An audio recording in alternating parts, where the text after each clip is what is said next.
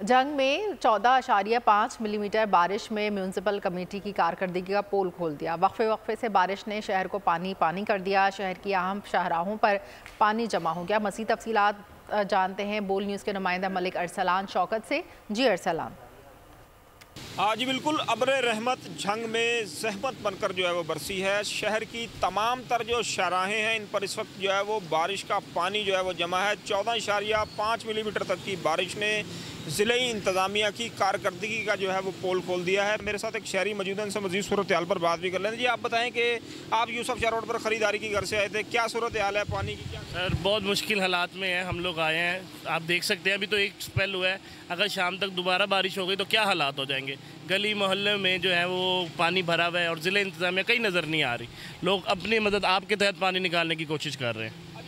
आपने इनकी बात से उनका यही कहना था कि लोग अपनी मदद आपके तहत जो है वो पानी निकालने की जो है वो कोशिश कर रहे हैं। बल्दिया जो है वो कहीं पर भी जो है वो पानी का इनखला करती जो है वो हमें दिखाई नहीं दे रही, और यही वजह है कि शहरियों की जानब से हुकाम से मुतालबा किया गया कि फौरी तौर पर मानसून के पेश नज़र जिन इलाके जो है वो इस वक्त बारिश के पानी से डूबे।